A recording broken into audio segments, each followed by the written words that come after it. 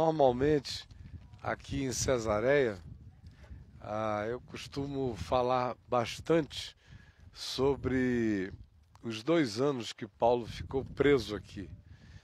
Mas isso demanda um tempo muito grande. A narrativa começa no livro de Atos Apóstolos, no capítulo 21, no verso 7, e termina já no capítulo 26, com a sucessão de encontros de Paulo com Festo, com Agripa, com gente que vem de Jerusalém acusá-lo, do Sinédrio, e as conversas que ele tem com as sucessões de procônsules que aqui acontecem, e também um contexto histórico que eu creio que vocês já devem ter sido iluminados acerca dele. Essa é uma região grandiosa, Cesareia Marítima, construída realmente para ser uma cidade romana, com tudo que a glória de uma cidade romana carregava, com o seu hipódromo, com o seu teatro, com o seu aqueduto extraordinário, com os lugares de conforto, com os seus spas, com o seu palácio, com a projeção dele para dentro do Mediterrâneo, que era uma coisa assombrosa. Eu não sei se alguém já viu alguma dessas reconstruções de Cesareia, que hoje eles fazem de maneira digital, e de vez em quando o National Geographic mostra, o Discovery, o History Channel, as reconstruções inteiras de Cesareia. Era uma cidade espetaculosa, com a água do mar entrando aonde eles queriam, com as piscinas de água doce, com todas as expressões de conforto, de luxo e também de luxúria que se poderia imaginar. Enquanto isso, Paulo esteve 2 anos preso aqui, numa situação de um calabouço subterrâneo, sobre o qual aconteciam todas as grandes festas, inclusive os bacanais rolavam na cabeça do indivíduo que está embaixo ali. De vez em quando ele era trazido acima, ou para um interrogatório formal, ou para servir de diversão intelectual a quem vinha de Jerusalém, sabendo que ele estava aqui e que ele era um transtornador planetário. Vamos ouvir e inquiri-lo. E houve também processos formais de acusação, com advogados de acusação trazidos de Jerusalém pelo Sinédrio para acusá-lo. Houve embates de Paulo com o Sinédrio. É aqui que ele é espancado na cara quando ele chama o sumo sacerdote de parede branqueada. E, enfim, a coisa é intensa. Ao mesmo tempo em que se diz que algumas autoridades locais ou circunstanciais gostavam de ouvi-lo. É aqui também que, depois dele anunciar uma das narrativas de conversão dele, porque eu não sei se vocês já prestaram atenção que no livro de Atos só existem 3 narrativas da conversão de Saulo, o que mostra que Saulo não era evangélico e muito menos pentecostal do ponto de vista do testemunho, né? Porque quem não tem o que pregar é que conta a mesma história aonde vai. E em alguns lugares até vende a história para atrair muita gente. Hoje em dia no Brasil, vender testemunhos é uma coisa de uma lucratividade absurda. Agora, como Paulo tinha o que pregar, ele não era nunca um testemunheiro. Eu tenho pânico de testemunheiros. Quem assistiu às sequências do Papo de Graça este ano, viu como a conversão do ex-pai de santo, nosso irmão Alexandre, gerou uma celeuma, onde o filhinho dele vive lá em Milão, na Itália, no ambiente neopentecostal, porque o filho ficou empolgado com a conversão do pai e os pastores locais queriam colocar o homem para sair dando testemunho de igreja em igreja. E ele sentiu uma inquietação no coração dele, se comunicou conosco ao vivo, lá no programa. Eu disse: não faça isto, dei as razões para ele, repeti as razões, depois o filho magoado falou comigo, eu expliquei o que ele estaria fazendo, bem intencionadamente, porém de mal à alma do pai, se ele jogasse o pai nesse circuito dos testemunhos, onde eu já vi muita conversão começar bonita e acabar totalmente estragada. Com Paulo, graças a Deus, ele nunca entrou nessa.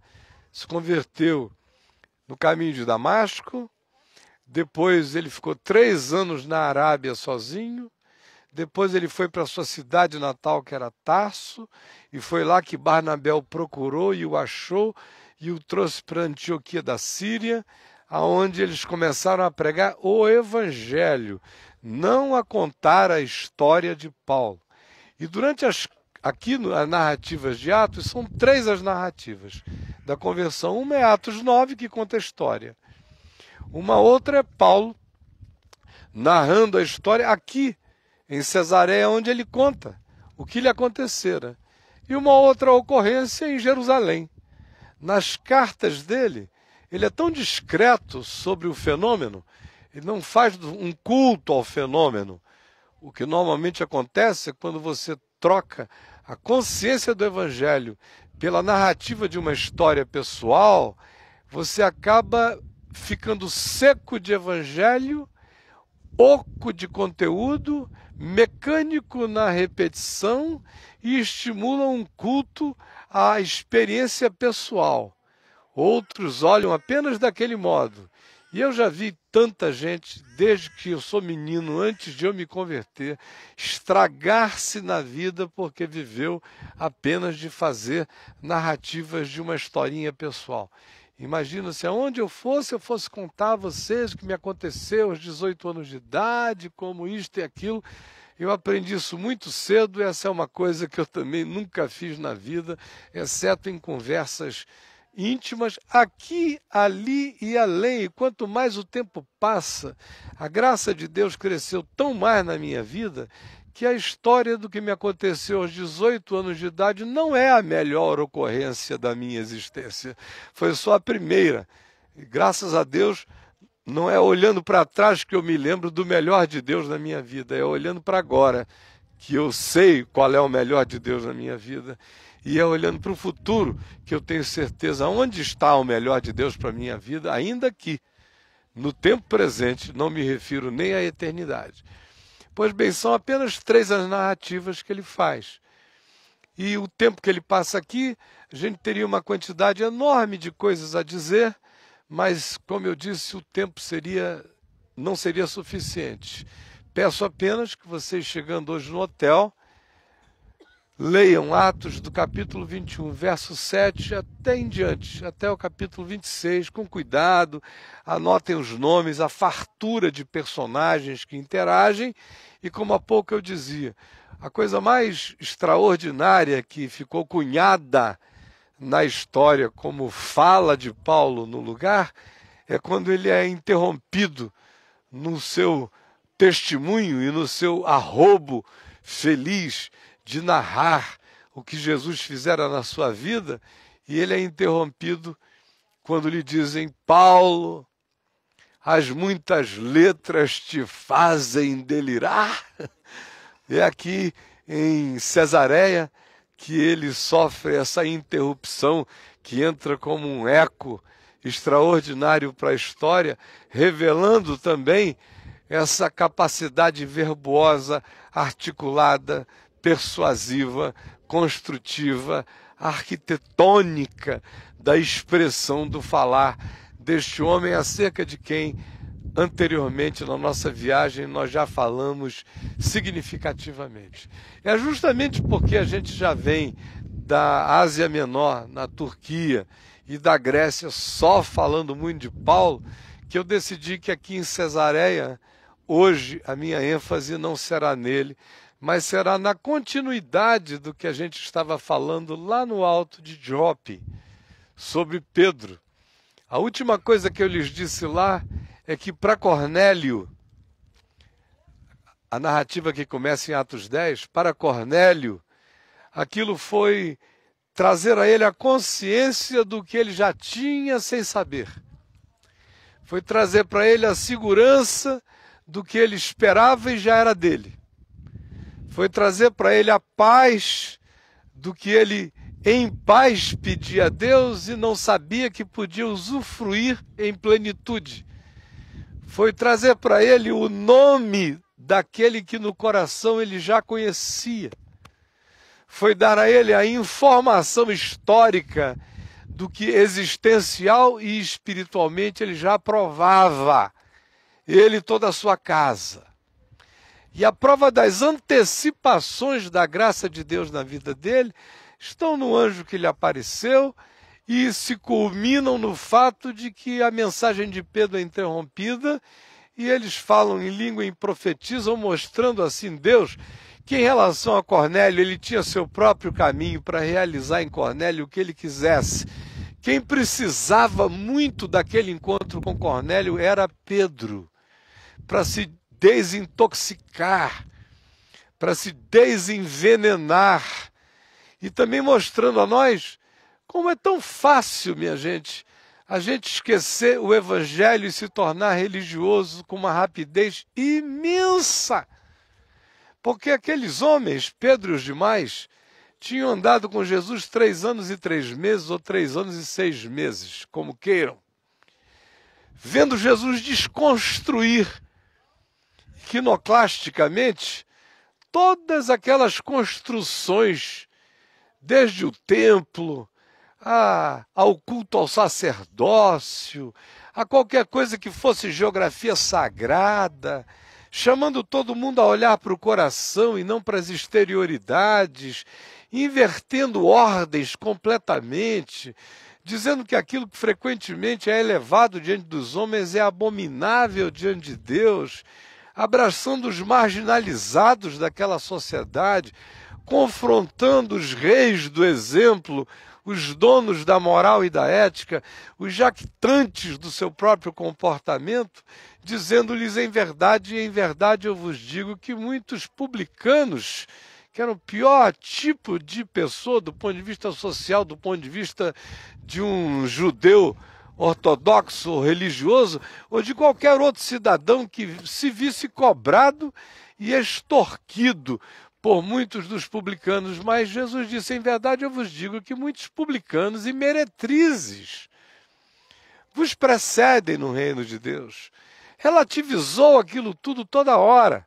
Quando dizia em verdade eu vos digo, muitos virão do extremo norte do planeta, do extremo sul do planeta, do oriente, do ocidente, tomarão a mesa no reino de Deus com Abraão, com Isaque, com Jacó, enquanto vós, os filhos do reino, ficareis de fora.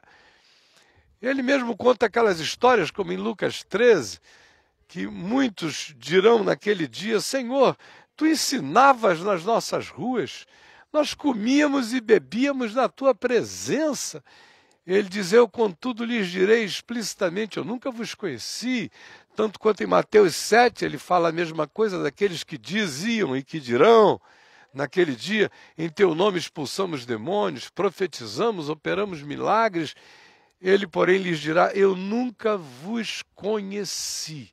Então essa relativização, Pedro e os demais acompanharam o tempo todo, sofreram alguns choques disciplinares de Jesus, como quando proibiram o pobrezinho de um homem que estava expulsando demônios em nome de Jesus, e eles chegaram lá e disseram, mas você não anda com a gente, não tem direito de fazer isso, cala a tua boca, porque não fazes parte do nosso grupo. E Jesus disse, não é assim, o único absoluto aqui sou eu, vocês são relativos.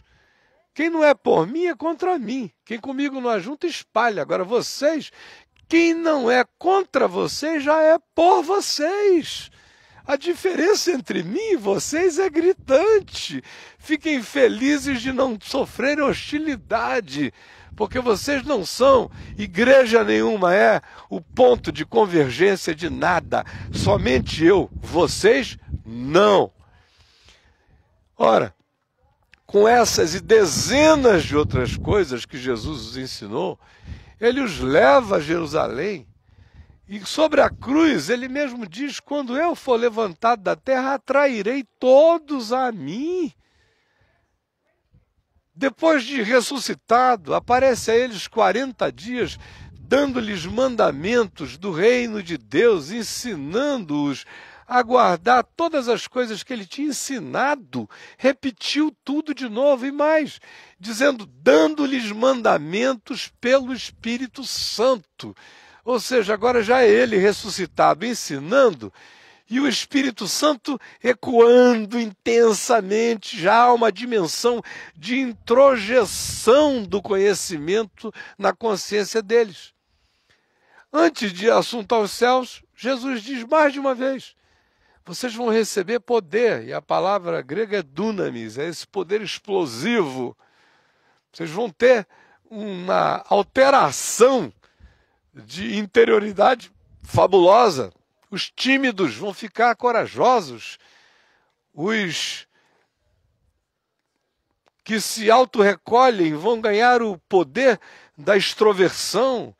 Os mais amedrontados vão se desassombrar. Esse vai ser o poder que vai explodir dentro de vocês, uma ousadia enorme.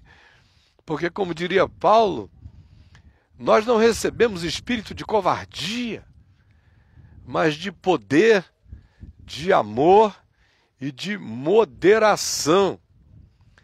E Jesus disse, permaneçam da cidade até que do alto sejam revestidos de poder. E esse poder vem na forma simbolizada de línguas de fogo sobre a cabeça, eles falam em outras línguas e eles ganham uma intrepidez enorme. Todos os que tinham fugido agora se oferecem para enfrentar as batalhas. Todos os que antes corriam agora não têm medo e ficam. Prisão para eles passou a ser um lugar extremamente diferente do que o significado de prisão anteriormente poderia ser para eles, embora nenhum deles jamais tivesse sido até então preso. Algo mudou dramaticamente neles. Agora vejam, como esse algo que mudou dramaticamente neles, esse poder, quando lida com a gente, com a fraternidade, com o conforto fraterno, tem uma tendência enorme aí fazendo com que a gente, ao invés de ir, a gente diga, vamos começar aqui a orar pelos que estão lá. Logo, logo a gente começa a dizer, bom, os que estão lá, será que vão nos entender? Sutilmente as coisas começam a ser alteradas dentro da gente. Aí a gente começa a gostar muito uns dos outros e do convívio. Aí todo e qualquer outro movimento para fora do convívio já gera um desconforto muito grande, um cansaço muito grande, já desacomoda a gente. Aí por que a gente não experimenta Deus aqui, em plenitude? Vamos gozar Deus juntos. E a gente entra no que eu chamaria para vocês aqui de uma espécie de glutonaria espiritual local. Ou a gente experimenta uma certa luxúria carismática, geografizada, encastelada, amuralhada. Ora, o tempo dessa experiência é curto. Logo isso começa a adoecer a mente da gente sem que a gente note. Aí nós não somos os únicos, mas nós somos os melhores. Nós começamos já a pensar que Deus é livre para quem sabe agir aonde queira, mas o lugar do epicentro da vontade dele, da revelação dele é aqui. E quase todo grupo que discerne alguma coisa nova e que começa a se curtir como os discernidores dessa coisa nova, adoece com uma rapidez muito grande. Por isso vocês veem a minha frequente relativização do movimento que eu mesmo comecei, chamado Caminho da Graça, mas que eu faço questão de ser o principal relativizador dele toda semana, todo mês e todo ano, porque eu não estou aqui para pastorear adoecidos, jaquitantes, preguiçosos, omissos, porque eu não tenho estômago para lidar com esse tipo de atitude. Para ter essa atitude, eu tenho lugares infinitamente melhores do que o Caminho da Graça para estar, no Brasil e no mundo. Então, porque eu já sei disso até morto, é que eu não brinco de vamos ficar aqui porque nós somos os melhores, nós entendemos a graça, nós somos o que tivemos nova revelação. É mentira. E se alguém achar que de mim está ouvindo isso, está gravado, hein? Pela milésima vez da minha boca, essa relativização, que se ela não acontece, ela adoece a alma daqueles que entram nesse espírito que lentamente vai gerando uma espiral ascendente de uma superioridade maligna, jactante, exclusivista, separatista, vai gerando um nazismozinho espiritual, um apartheid, um demônio. Pois foi o que aconteceu com eles.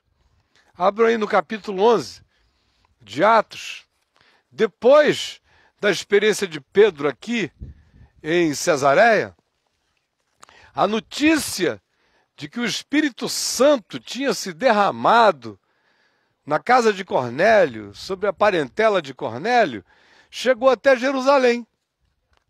E o texto diz aqui no capítulo 11 o seguinte: chegou ao conhecimento dos apóstolos e dos irmãos que estavam na Judéia, que também os gentios, a saber, Cornélio e a casa dele, haviam recebido a palavra de Deus.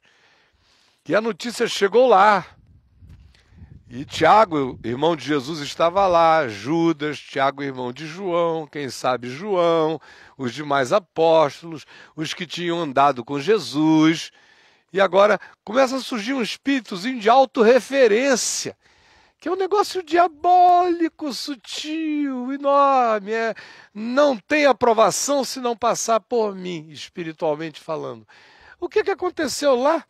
Nós não demos essa bênção para isto acontecer? Que surpresa é essa?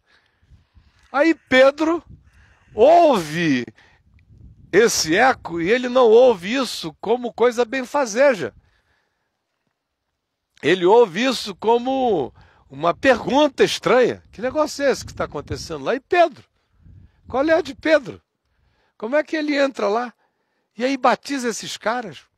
A gente não conversou a respeito.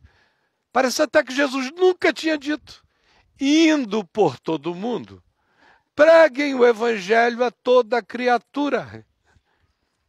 Parece até que Jesus não tinha dito a eles tudo que Jesus dissera sobre o mundo, sobre os gentios. Parece que eles não tinham visto Jesus dizer acerca do centurião, que disse: não é necessário que tu entres na minha casa. Manda apenas uma palavra e o meu servo ficará curado, porque eu também sou homem sujeito à autoridade. E quando os meus superiores me dizem faze isto, eu faço.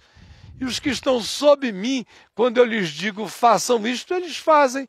Como eu sei que tu és a autoridade das autoridades, basta uma palavra. No ranqueamento dos poderes, basta que quem tem mais poder diga o que quer. E quem é sábio obedece.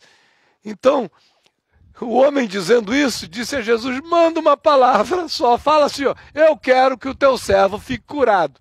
E ele vai ficar curado lá na mesma hora. Aí Jesus leva aquele susto e diz: em verdade eu vos digo que em todo Israel eu nunca encontrei uma fé como esta. Parece que não tinha ouvido isto, nem de Jesus, do encontro de Jesus com a mulher Cirofenícia, cuja filhinha estava endemoninhada, e ela praticamente arrombou o descanso de Jesus lá na região de Tiro e de Sidom, pedindo que Jesus fizesse a mesma coisa. Eu narrei esta conversa a vocês numa das minhas falas anteriores lá na Grécia, lembram disso? Pois bem, àquela mulher, Jesus diz: mulher, grande a tua fé, seja feito contigo conforme tu queres. Mas é fácil esquecer isso. É fácil começar a cultuar a nós mesmos. É fácil entrarmos nesse ciclo de nós para nós. E de tudo que interessa é o que nos diga respeito. A nossa tendência a essa paganidade é terrível. E os apóstolos que conviveram com Jesus direto e pessoalmente não ficaram livres disso. Nem Pedro, que ainda titubeia, que ainda chega aqui dando explicações de pedigree, conforme eu há pouco lhes falei a Jope, de modo que quando essa notícia chega a Jerusalém, ela não é bem interpretada, e Pedro sabe tanto que não é bem interpretada que ele corre para lá.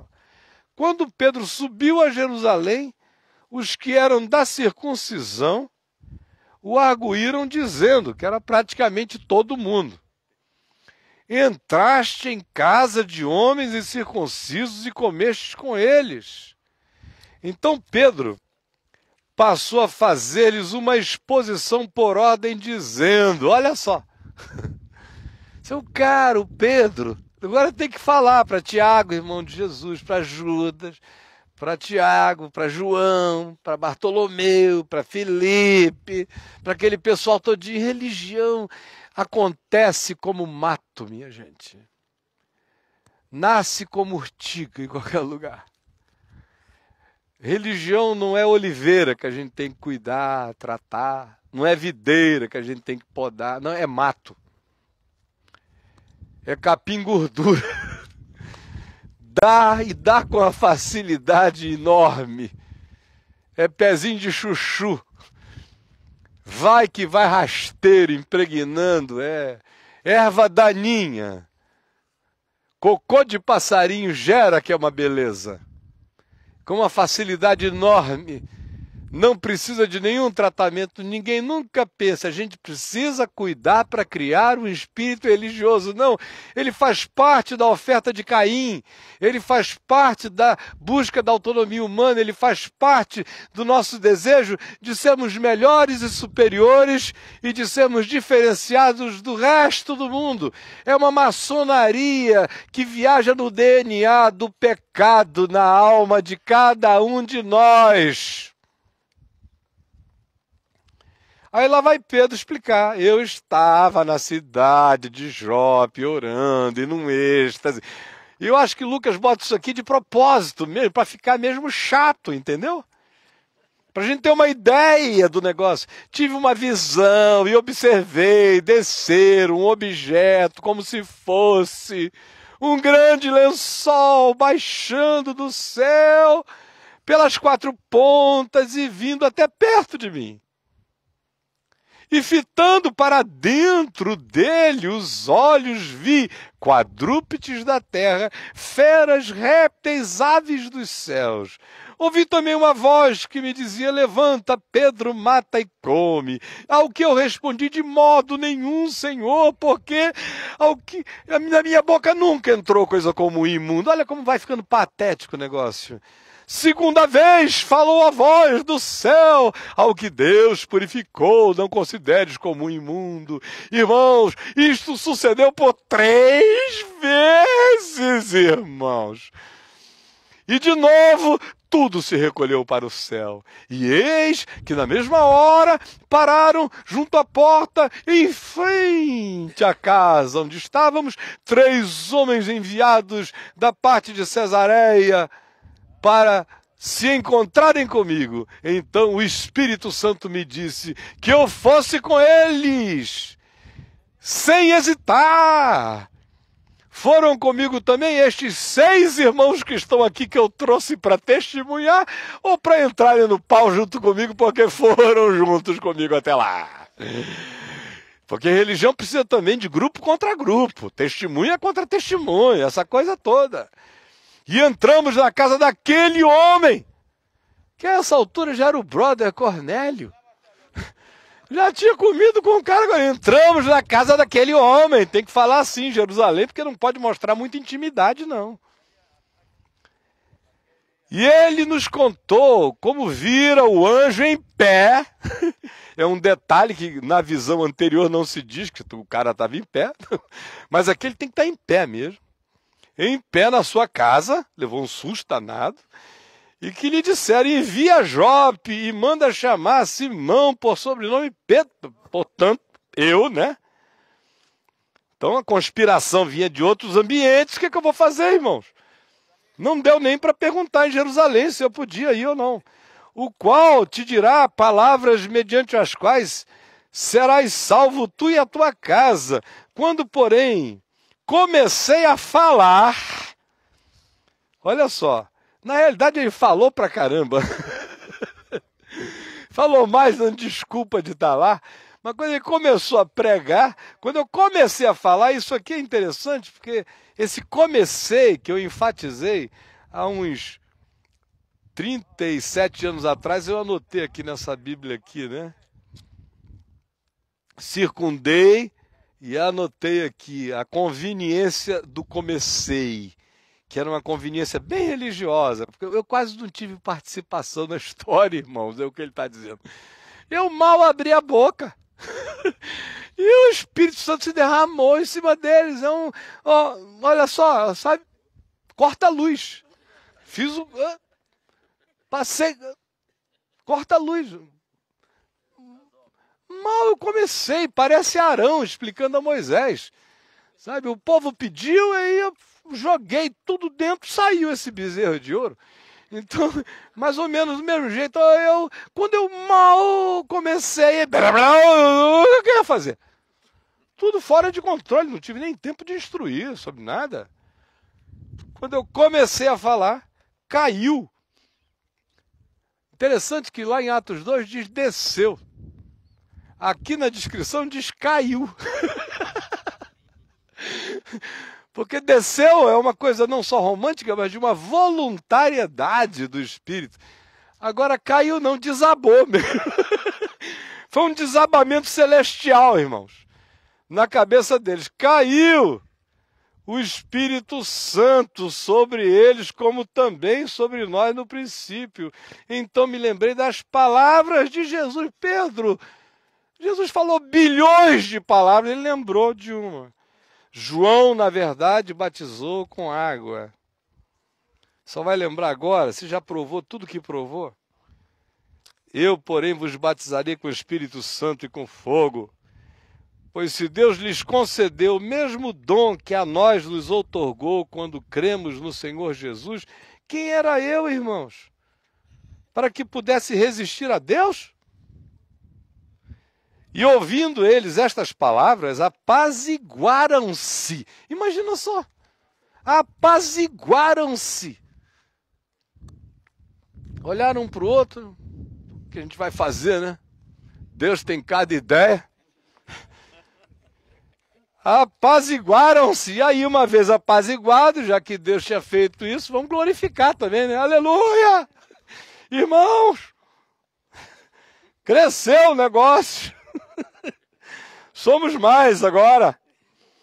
Apaziguaram e glorificaram a Deus, dizendo logo também aos gentios, foi por Deus concedido o arrependimento para a vida.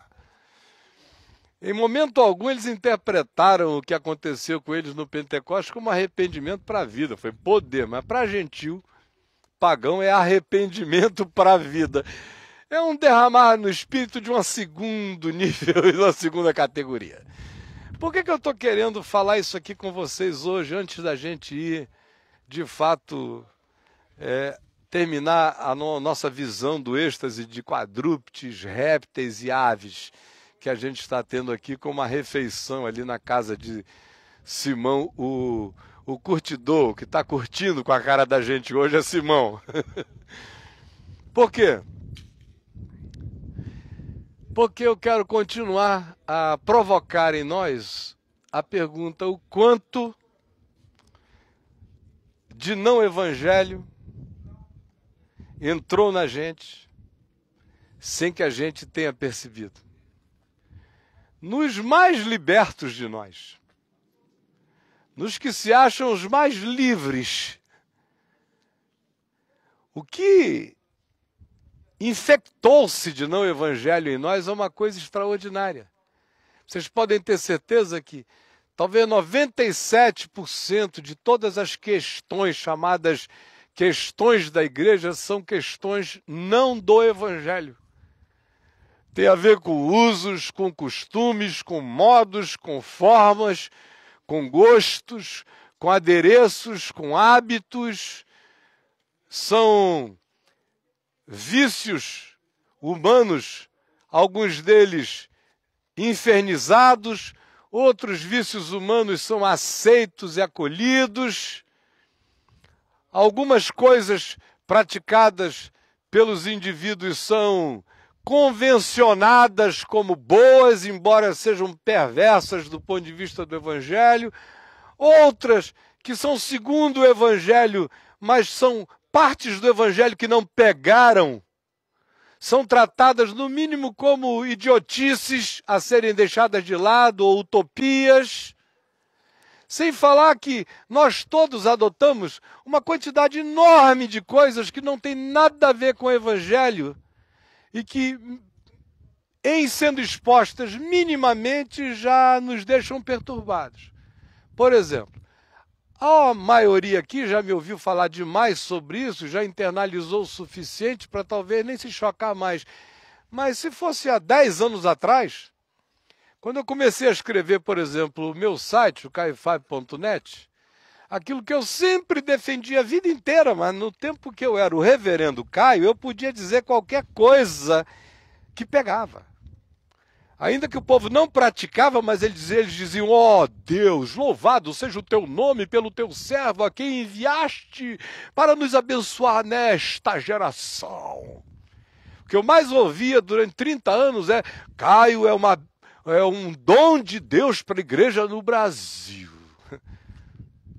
As mesmas coisas eu dizia agora, era um choque. Porque eu já não pertencia mais, não tinha mais nenhum belonging deliberado de minha parte, ao contrário.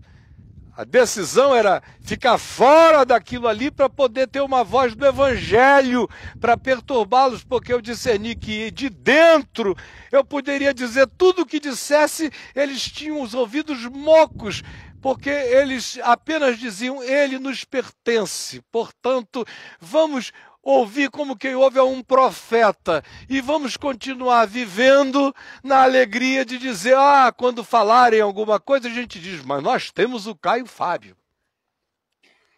Você vira um emblema, um tótem, e tudo que você diz não é absorvido. Agora, todavia, de fora, falando as mesmas coisas, entravam como uma espada cortante ofensiva, embora fossem as mesmas de sempre. Querem ver? Desde jovenzinho, eu nunca disse, em lugar nenhum, ao contrário, sempre afirmei que qualquer um poderia batizar qualquer um.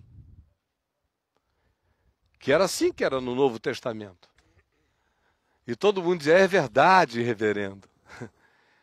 Congressos de pastores, eu dizia isso, ninguém me contraditava, só que ninguém fazia nada. Se eu chegasse e dissesse: qualquer um pode casar qualquer um, preferencialmente pais, casem seus filhos.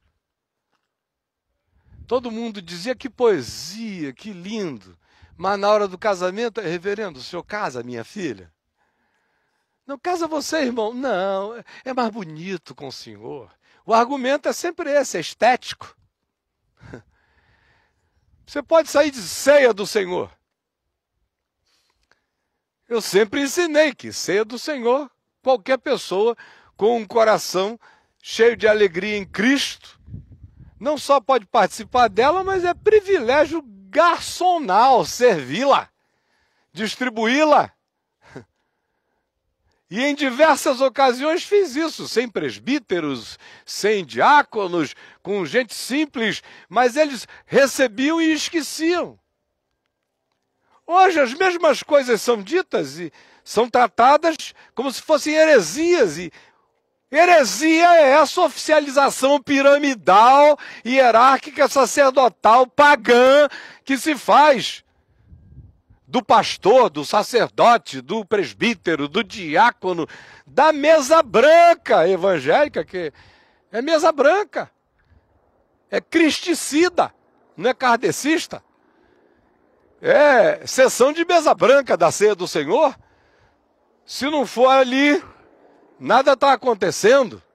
Estou dando exemplos infantis para vocês, para a gente ver a quantidade de religião que está dentro de nós e a gente não quer nem admitir, minha gente. E você pode sair prolongando e estendendo isso nas coisas mais sérias e mais profundas, e vejam como nós nos tornamos profundamente religiosos.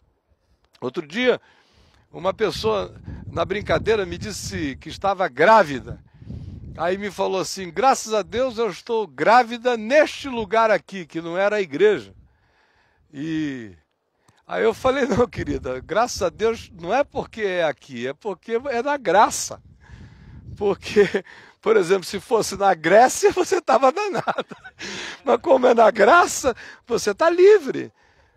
Mas o que é isso, senão o eco e a certeza de que em determinados ambientes, certas gravidez são tratadas como um aborto. Embora os crentes digam, abortar é pecado, mas o tratamento que se dá à menina solteira que ficou grávida é um tratamento de quem aborta a mãe e o filho. Mas não aborte, sua safada. Nós estamos te abortando daqui. Mas não aborte o menino daí. Mas abortam a mãe, o filho e tudo. Esse é um espírito desgraçado. Talvez seja depois do gnosticismo, eu diria não. O gnosticismo vem depois das cartas de Paulo. O espírito prevalente de combate nas cartas de Paulo é esse espírito religioso que vinha de Jerusalém, dos judaizantes, e queria corromper a alma dos pagãos que se encontravam com Jesus no Evangelho. E o próprio Pedro não ficou livre disso com rapidez. Vocês estão pensando que ele entendeu o negócio naquele dia? Entendeu nada. A própria conversa dele em Jerusalém já mostra que nosso amigo Pedro tem um jeito para o molejo que não é brincadeira para fazer um moonwalking. Ele vai e faz um moonwalking que é uma beleza, o Pedro. Faz um moonwalking. Maravilhoso. Ele derrapa assim para trás que a gente nem vê. Ele é que inventou o moonwalking. O Pedro, ele faz bem o moonwalking. Prova disso é Gálatas 2. Anos depois, tá Paulo com Barnabé lá na Galácia, Pedrão chegou. Feliz da vida. Ei, Paulo, pô, irmão Pedro, Barnabé. Aí ficaram lá numa boa. Linguiça, claro, linguiça. Cheese, burger, misto quente, como a Adriana pediu hoje lá em cima em Jope. Então, o que é que eu quero? É um misto quente. Aí eu falei, não dá para botar o rema, não dá para botar o... Aqui não vai dar, só dá para botar o cheese. Mas o outro não dá. Então, na boa. Querem cá? Queremos. Oh, que maravilha esse misto quente. Uma aguardente da Ásia Menor, claro, que maravilha, aguardente, estamos aguardando, a água da gente, aguardente, claro. Vamos comer na casa do irmão tal, aí chega lá, tinha uma música local tocando, Pedro até o pezinho dele, feliz da vida, irmãos, que bom, Jesus é maravilhoso. Aí chega um pessoal de Jerusalém. Imagina os bicos. Aquela cara de Jerusalém, aqueles urubus. Todo mundo chegando ali com aquela cara, entrando, olhando o que estava acontecendo na Galácia. De Paulo ele já esperava essas heresias. Barnabé mais ou menos, mas de Pedro moonwalking? Jamais. Aí está lá Pedro, e Pedro leva um susto quando eles entram.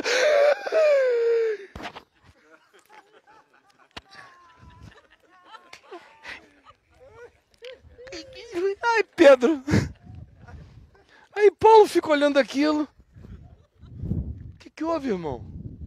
Não estava boa a comida, não? Que comida nada, rapaz. Não fala nisso, não.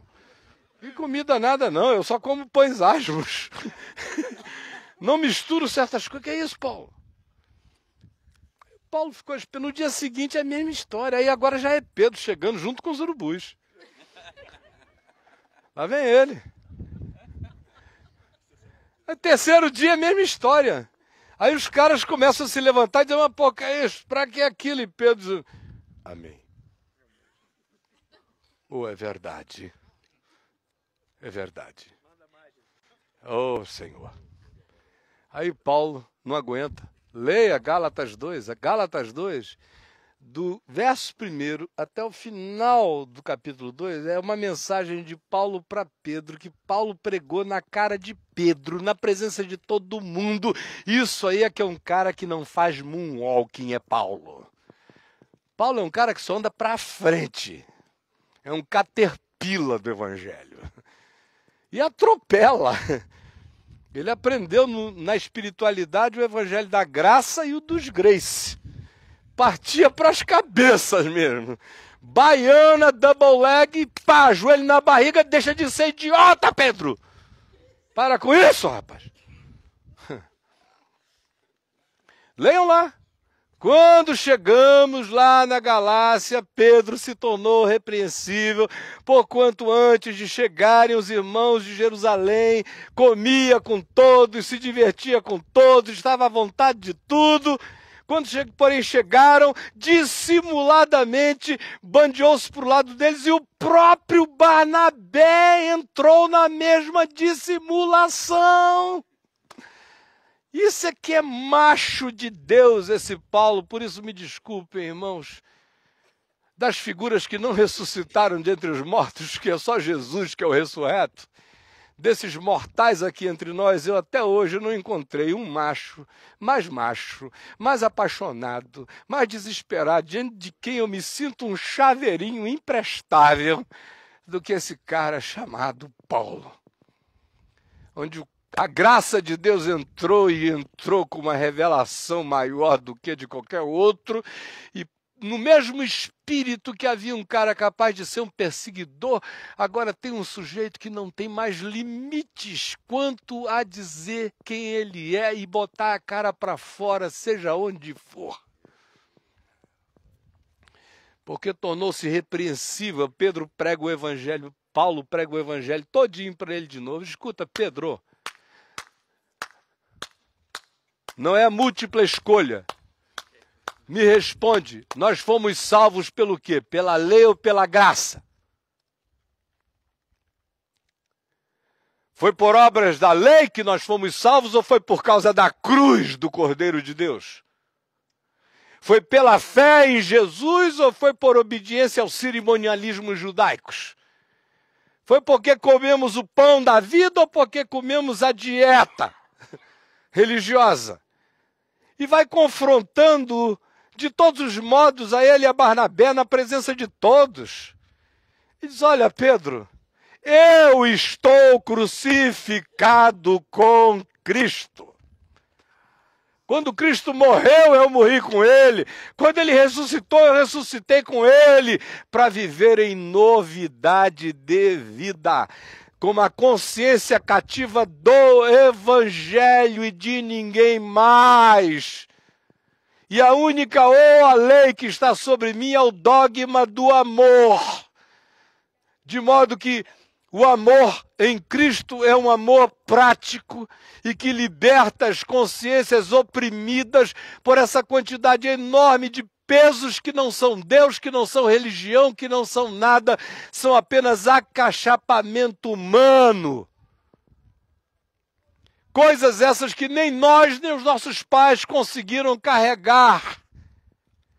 E que só nos neurotizam, e voltar a elas é negar o que a cruz realizou.